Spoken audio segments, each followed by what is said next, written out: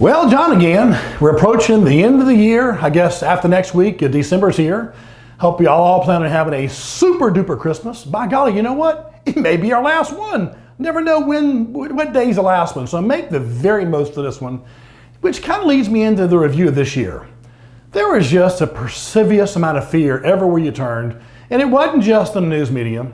It was us being fearful in our conversations with each other, how bad things were. And if you remember what John said, that's me, by the way. I said, there's nothing to fear. Fear's a horrible decision maker. We're going to get through this. Well, here we are, the last part of November, and we have some businesses that have had year-over-year record sales, third quarter record sales. They shouldn't. No, they're retailers. Look at Walmart and Target. They both had the best third quarters ever, one of the best years ever, in the midst of a pandemic. I said back in March, April, May, June last year, that people are still going to need to eat. They're still going to need shoes. They're still going to need clothes. And they still did. But Walmart did it a different way. Target did it a different way. They went online. The president of Walmart today in the paper says that he feels like this online presence is going to continue well beyond COVID. So we're entering kind of a different way of doing business. Even without the disease, this is a natural evolution of things. Malls are going away because of the way we shop, and therefore things are changing. As is all said and done, we had a rough year. We're all in great shape right now.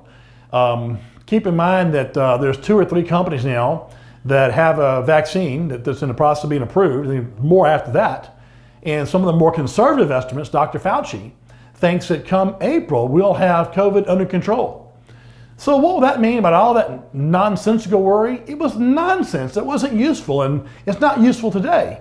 But moreover, what's going to change? Ask yourself this. What's going to change when they tell you you don't have to have the precautions you have with COVID?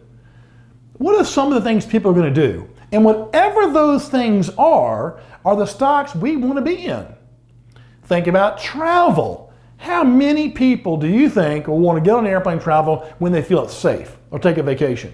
So we're eyeing stocks right now in the leisure activities that we can invest in and do well. We've already this year taken advantage of what's taking place, this huge construction in residential. We made a lot of money with Home Depot and Sherwin-Williams, paint company, made a lot of money with paint company. We made the most money this year with Roku, which is the gaming apparatus so people can play games or watch movies and so forth at home. The bottom line is, I hope that each one of you will feel like I do, and you just won't worry about these things because there is no need. On our end of it, my back end, I've taken care of this.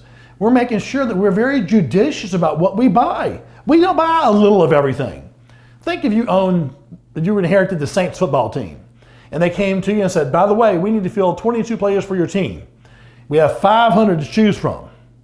Now, if you could choose from 500 players, would you say, hey, give me a random selection, diversify my selection, I want 22 of the 500? Or would you say, I want the best 22 players you can get? Well, that's what you would do.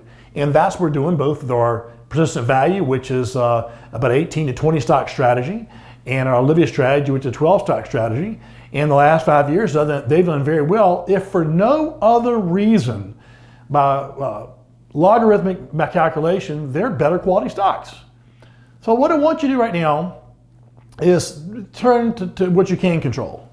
I can send you, anybody wants a booklet. I've got a 118-page booklet I put together on IRA tax distribution rules. Very important. I don't mean you have to understand it, but I want you to realize there's something you can probably do. And the reason it's so important is that if the only way we're going to make more money is to take more risk, we'll always be living a riskier life. But if we can save $1 in your taxes, by golly, that's the thing to do. Going into the next year, we have a new administration taking place. It looks like we're going to keep Republicans in the Senate, which should make it. Those are always perilous words, should and could, right? Should, may not. The Republicans should be able to dampen down any huge tax law changes. They may not. I would do conversions this year unless there is a pretty good reason not to do that. We did quite a few analysis this year, and I encourage each one of you that see this video, if you haven't and you want to know, give me a call. By golly, if you know somebody else that needs the kind of help you're getting, forward this video to them, and I'll be glad to help them. And anybody that wants my book, I'll be glad to send it out. It's IRA Guidelines and Distribution Rules.